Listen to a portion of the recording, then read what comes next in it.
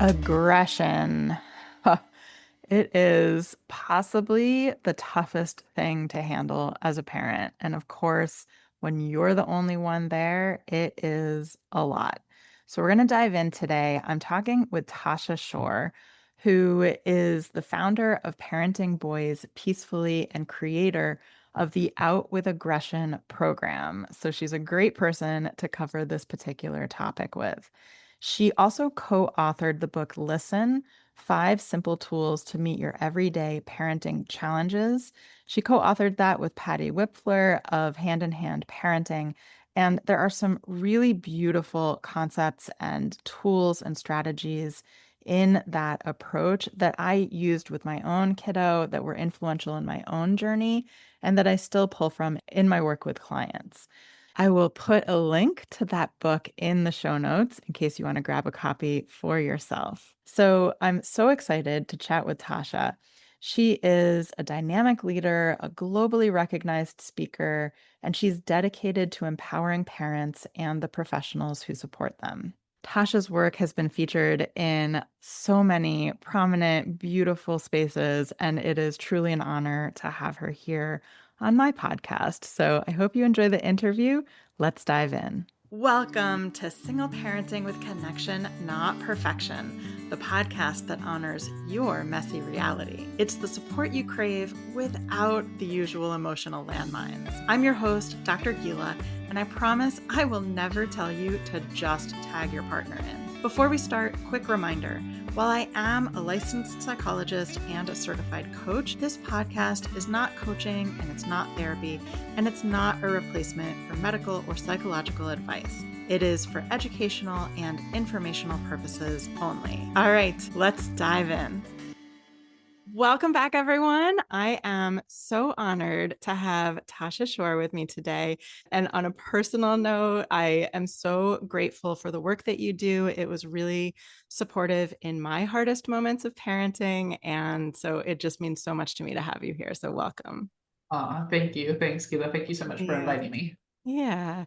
And so today is really focused on understanding our children's behavior, really getting under the behavior, especially the challenging behaviors. And I think the most challenging is when there's aggression involved. And especially as single parents, when you don't have another parent there to tag in, it's so hard and so stressful. So this is a topic that I know a lot of folks out there are going to be really eager to learn from you about. The first thing that I want to say to parents is that you're not alone and it's quite normal. And I think one of the biggest challenges for us parents who have kids who struggle with aggression is the shame that weighs on us. Yes. I wouldn't have a business if this weren't a huge issue across families, right? Mhm. Almost every family at some time or another struggles with aggression, and some of us are lucky enough to see it regularly and Yeah. be forced into finding peaceful ways out of it. But I do want to say that it is very common. It can get confusing and depressing looking at social media and feeling like everybody's family is peaceful and loving and wonderful all the time. Yeah. In fact, what goes on behind closed doors, sometimes not behind closed doors, but definitely what goes on behind closed doors can be ugly, even when there's pretty pictures on the outside. Not that I want to say like, oh, misery loves company, but I just want to normalize it for all of you. It doesn't Yeah. mean that you did something wrong or there's something terribly wrong with your child. It just means they're struggling and we need to figure out how to help them. Yeah, so important. I feel like there's a lot of shame and also a lot of secrecy. Some Yes. people can feel really that shame keeps them from reaching out for help and Yeah. for even sharing their stories around it because it feels like there must be something either horribly wrong with my child or horribly wrong with me and my parenting, or maybe both. So, Yeah. Yeah. yeah. And it's just not true. Yeah, yeah, I love that. Thank you. And I want to echo that. Absolutely. You're not alone out there. So, I know you have three things that you think are just the most important things to understand about aggression. What do you think is number one for that? For me, the number one thing for all of us to understand around about aggression is that it is fear in disguise almost always. And I think that Mhm. the reason that that's so important for us to get is because it is pretty hard to feel love, empathy, kindness towards somebody who we're angry at or we feel like is manipulating us or Yeah. trying to hurt us, all the sort of all the thoughts that we have in our mind. But if Yeah. we see this child as scared, it's quite difficult to not lean into empathy, right? Mhm. If you think about the last time you saw a child who was scared and you recognized it as fear, Right. you surely wanted to lean in, right? You surely wanted to ask, how can I help? What's going on? Are you okay? You sort of automatically tap into empathy. And so if we can start to recognize that aggression is it's another way for kids to show us that they're struggling inside. And if we can recognize that as fear and lean in and think, Mhm. okay, this is a struggling kid, not a horrible kid, not a mean Mhm. kid, not a bad kid, not an angry, aggressive, broken kid, Yeah. but a scared little one or Yeah. not so little one. Yeah. It's going to be easier for us to take the steps that are necessary to help ease the aggression over time. So the fact Yeah. that aggression really is generally fear in disguise is an important first thing for parents to know. Yeah, so really like shifting the lens towards that lens of compassion. And I hear you. I mean, I think that it's so much easier to feel compassion and act compassionately when someone is feeling sad, for example. And when they're Yeah. angry and they're taking that anger out on you, it's so much harder to really hold on to that. So yeah, that makes so much sense. Oh, okay. Number two. What's the second? Um, the second one that's important for people to know is that your child is really doing the best they can always. Hmm. And sometimes that's hard for us to really believe. And Yeah. I like when I work with parents, I say, I want you to just trust me on this. I want you to just decide that you're going to believe this and see what shifts. Hmm. Because when we walk around our family and with our child, with that perspective that our child is doing the best that they can, Hmm. instead of blaming, instead of demanding things of them that they're not able to do, Hmm. when aggression arises, we can turn to ourselves and ask ourselves, what can I do differently here? Is there a setup I can do differently? Are there things, ahead of the moment that I could do differently, Hmm. ahead of time or outside the moment or right now as it's happening? But rather than continue to demand something of somebody who's unable to deliver the thing that we're demanding of them, Hmm. if we go, okay, well, they're doing the best they can, but the best they can isn't good enough, then we are forced to turn on ourselves and ask ourselves, okay, what can we do differently? Because the truth of the matter is, when we shift our behaviors, our kids shift theirs. Yeah. So Yeah. that would be the second thing. Yeah. And I know a lot of parents say, well, it really seems like my kid knows what they're doing. They want to be aggressive. They are in their right mind, quote unquote, right? What do you say to that? Yeah. How would you respond to that? Yeah, I mean, I truly don't believe it. Like, unless you have a Hmm. psychopath, which I really don't think you Yeah. do. I mean, they're out there, but it's very, very rare. Yeah. That's just not the case. Aggression is just another kind of behavior, and it's one that we've labeled bad, and it's one that's triggering, incredibly triggering to most of us. Yeah. Um, but it's just a different way that our kids are calling for help, right? If we think about their limbic system scanning all the time and just asking, like, am I safe? Am I safe? Am I safe? For Yeah. some reason, Yeah. their system, like we talked about aggression being fear in disguise, for whatever reason, their system is picking up, I'm not safe, right? And then Mm-hmm. what are they going to do? If we're seeing aggression, then they're fighting, right? Mm-hmm. Some kids freeze. But if your kid is Mhm. aggressive, then they probably tend to go straight into fight mode Right. when they're scared.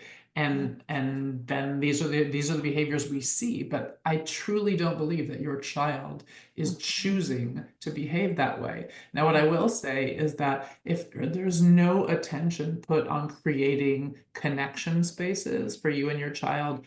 outside of these hard moments, and Mhm. this is the only place that they're getting your attention, Mhm. then yeah, they might lean into that more because their body wants to heal so badly from the hurts that are driving that aggression. And they know they need your attention to do that. Yeah. And I'm not saying that they know in their head, but their nervous system knows that, Yeah. Yeah. right? That they're going to keep coming at you. Yeah. Yeah. And even if there is an element of them knowing in their head, it's coming from a place of trying to get this deep need met in the only way that they know how. Right. And it's not just about what's going on in our head. Like what's going on in our head isn't always aligned with what we do, right? Like, I mean, all of us, I think, can come up with a million examples of times when we knew what we were doing, or a decision we were making, or something we were saying wasn't the right Hmm. decision, and we did it anyway, right? Yeah. So just because our child maybe knows when they're in their right mind that it doesn't make sense. It's not what they want to do to, hit you or grab from their sibling or whatever it is that's going on, spit, kick, all the Yeah. things, scratch, right? That doesn't mean that they have the ability in the moment to stop themselves from doing that. Those are two different things. Yeah. Yeah. And I want to call out the phrase in that moment, right? Because sometimes people say, well, my kid was able to refrain from doing that in a different moment. And Yes. it's easy to forget that sometimes there's different contextual things going on that Always. contribute. Yeah. Yeah. Always. I mean, just think of yourself, right? When I just say this to parents all the time, let's not Hmm. think about your kid. Let's just think about you for a moment, Yeah. right? There are times where you're able to be kind, and there are times when you're not able to be kind. Hmm. Maybe you were reprimanded by your boss at work and you're feeling bad about yourself, or you missed a deadline, or Hmm. you're sick and you're just not feeling well. I mean, Hmm. every moment is a new moment. It's never happened before. So context is always relevant.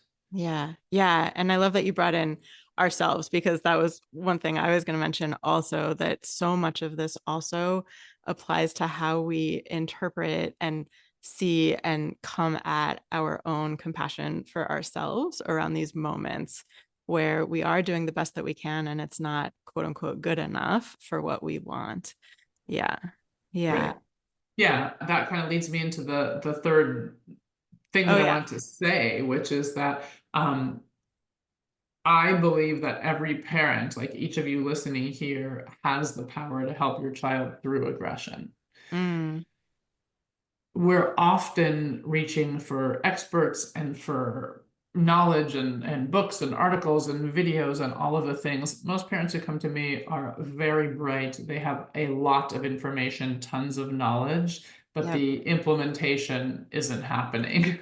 Yeah. Yeah. Maybe they're overwhelmed because there are so many different ideas for how to address Yeah. aggression, or Yeah. for whatever reason, like it just doesn't happen. But I want you to know, if you're listening, that you actually are the perfect person. There's nobody who loves your child as much as you do. There's nobody who knows your child as well as you do, what makes them Yeah. tick, what puts them off. And frankly, there's nobody else who wants the job, right? It's ours. It's Yeah. ours.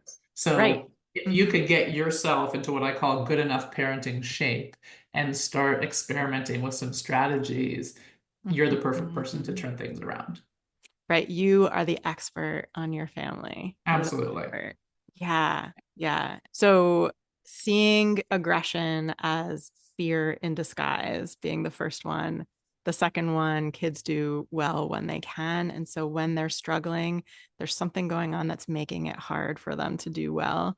And then that you can show up for your kids. And you are, I like to say, you are your child's greatest asset, right? You are the one who can really support them, which is empowering, but also a lot of pressure sometimes. And for single parents who are doing it on their own, it can feel like a lot of responsibility. It can feel really Yeah. heavy. Yeah. And you're also their greatest ally. Mm-hmm. And sometimes when we've got a kid who's struggling with aggression, we're called to be their ally despite their behavior, Uh-huh. right? So it's really important that we can keep perspective on, okay, here's our sweet child, and we can't really see them clearly because there's all these aggressive behaviors and challenging behaviors kind of glommed on top, but that child is still in there, and that child Yeah. still deserves to be fought for, right? They Yeah. still get their rights, they still deserve to be heard. They don't Yeah. get to hurt people, right? We still get to hold limits, absolutely. Mm-hmm. But Yeah. they're not bad, they are just struggling. And, Yeah. and the only way that they're going to be able to move through the behavior is for us to move through our worry for now, our worry for the future, our fear of them, our fear for them and their future, right? Mm, We have to start with that work because I've never ever met a human being who can change when someone else is worried about them. Oh, interesting. Yeah. Yeah, we do. We go into that spiral, right? This is happening now, and then this, and before we know it, our child can't function in society and everything is horrible, right? Right. Yeah. Yeah, we've got them behind bars and they're four. Yeah. Yeah. Right. Right. Yeah. Right. And I'm not, I don't mean to to sort of to tease or make fun of. I think these are real fears that all of us have had at various times. But what I'm 100%. saying Yeah. is that we just need to acknowledge them as fears for what they are and work on those away from our children so that Mm. we can show up in ways that can actually help the child through the aggression. Yeah. Yeah. I was going to ask you, like, if there was like a step one to sort of shifting and really embodying in leaning into yourself as the agent for change here. Um, it sounds like step one is really taking a closer look at your own narratives and what is coming up for you around their aggression when it's happening. Yes, yes, and I feel like if I'm not working with the parent, like if I don't have access to you, I want to say that a good place to start is by deepening the connection with your child who's struggling, because it's Mm-hmm. just an easier, more concrete thing to be able to do, right? Yeah. So I can help you do it through my reconnect. There's a chapter in our book on special time. I Mm-hmm. think that that's just an easier way to start, and people see change so quickly that it inspires them to go Yeah. back and do that self work, right? So that we can really, really dive deeper. But you can always start with connection. So even if you don't know what special time is, and this is a new concept to you, which is just kind of a one-on-one time, a unique kind of one-on-one time that you would spend with your child, you could just think of like, what are the things that you do that where you laugh together or where you enjoy Mm. one another, and just do more of that. But Yeah. focus on connection, lean into connection, and remember that even when they're struggling, they need you. So if there's Mm. any isolation going on, or moving away, or pushing them away, we want to move towards being able to stay present. Yeah, special time is such a powerful tool. I recommend it to all of Yeah. my clients and I love it, and especially with these kids who are aggressive, there tends to be this like they fall into that you as a family might fall into these like cycles where there's so many challenging interactions and not as many positive interactions. Yeah. And they're getting so much of this sort of feedback that they are challenging, that they are bad sometimes. Right. And so, Yeah, and then they feel like they're bad, right? Then they had to mhm, sort of adopt that identity. I'm a bad right. kid. And then what happens? Their behaviors get worse. So we want to Hmm. interrupt that cycle. Yeah, so connection. Love it. Okay. Yeah. And Yeah. that leads beautifully into so my whole thing is single parenting with connection, not perfection, right? Because it's so easy to fall into the trap of thinking you have to do it all right and you have to do it all right now, which is a lot to bear. So I'm asking all of my guests, is there one thing, and you just talked about special time, is there one thing that you do in your life that builds connection, either with yourself or with your kids or someone else in your life? My kids are 17, 19, and 22 right now. I mean, I would say that one thing that I do to stay really connected with them is I send them love texts that aren't asking anything of them, right? So I'm in a Oh, different stage of parenting from when they were younger. yeah. And I know a lot of teens don't like that feeling of like, I have to answer. If I Mm, answer my parent who's texting me, then there's going to be another follow-up question. It's a big weight. And so one thing that keeps me really connected to them is sending these love texts without any expectation of anything coming back, and then just being yeah. available when they do reach out and they do want, me, whether that be to talk or to hang out or whatever. I love that.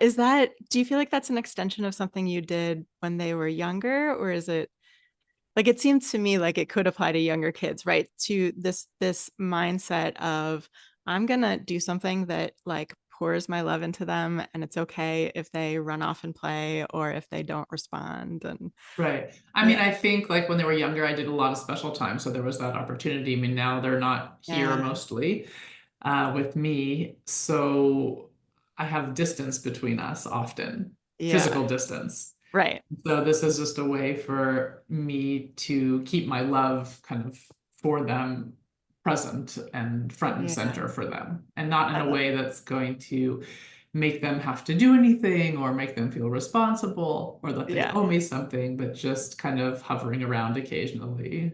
yeah, Just thinking about you, or I hope you have a great day, yeah, good luck on your test, or whatever. Just sort of little yeah, little love bombs here and yeah. there. I Excited you're love coming home that. for the holidays. Yeah, I love that. And what I'm noticing as you're talking about it is you have a glow in your face as you're talking about it. It seems like it doesn't just serve them, it serves you as well. Yeah, absolutely. And also we're recording like before a holiday, and they're all going to be here for a little Uh, bit. So I'm excited to see everybody. Yay. Yeah. Awesome. Awesome. And how about imperfection? Is there something that comes to mind when I say, is there a place in your life where you have leaned into and embraced and accepted imperfection? I mean, yes, I have a lot of imperfection, and I absolutely embrace it. I think there was a time when I was afraid to ask for help, or not so much I was afraid to ask for help, but that it Yeah. just felt like a sign of weakness. Yeah. And when I was able to shift that and realize that I am not good at everything, I don't want to be good at everything, I don't need to be good at everything, Yeah. um, I actually feel quite empowered when I get to ask people for help and guidance. So I Wow. don't know if it's exactly a weakness, but No, I yeah. love that. You're recognizing the places in your life where you are imperfect and you are you're giving yourself permission. So we talk a lot about this, right? Giving yourself permission to acknowledge that and to reach out for help. Was there anything that helped you make that shift? Sounds like a pretty significant shift for you. I worked on that for a very long time in my listening partnerships. There's a chapter in the Yeah. book, Listen on Listening Partnerships. I mean, I don't know that we have time to go into the detail of it, but it's essentially sort of a type of somatic healing where I have somebody listen to me, and I'm Mm. able to simply share my struggles and how I'm feeling and what's going on, Yeah. without judgment, without being judged or being guided in terms of given suggestions about what to do, but somebody who's really just holding space for me to work through and come to my own conclusions. Hmm. And so yeah, a lot of hours of that, Hmm. and Which, mhm. yeah, and shedding a lot of tears, Yeah. And but I it was so worth it. Yeah. And I feel like listening partnerships itself is a practice in sort of accepting support, right? It's a practice in opening yourself up to be able to ask for help, ask for someone to hear you and bring compassion to you, which can be It really is, but hard it's and uncomfortable. it is, but it's more it's private, right? So if Mm, I'm having a listening partnership, there's nobody who knows except my listening partner. yeah. But if there are bigger things in my life that I'm asking for help around, Yeah. that's a more public statement. So it helped you shift again, coming back to what we talked about at the very beginning, that shame piece, right? That Right. sometimes we suffer in silence and in secrecy because there's shame that keeps us from reaching out. Yeah, for sure. Yeah. All right. Anything you want to add that we didn't cover? I know there's so Yeah, I much to mean, go into. yeah, I mean, aggression I could talk about for years, but I- no, I think that's plenty. I think that's plenty. It's yeah. really not about the quantity of information that you all are hearing. It's the change is going to come from you taking one little kernel and experimenting with doing Yeah. something different. Yeah. So if that's just a mindset shift, right, you're going to remember that your child's scared when they're acting aggressive. If that's Mhm. starting a practice of special time, whatever it is, just choose one little thing to experiment with. Love it. One step, right? Baby Yeah. steps. Yeah. I love it. All right. Thank you so much. Thank you, Gila, for having me. It was so, so lovely. Again, an honor to chat with you. So thank you. That's it for this episode. I am so glad you found your way here. And remember, even if you're on your own, you don't have to do it alone. You've got this.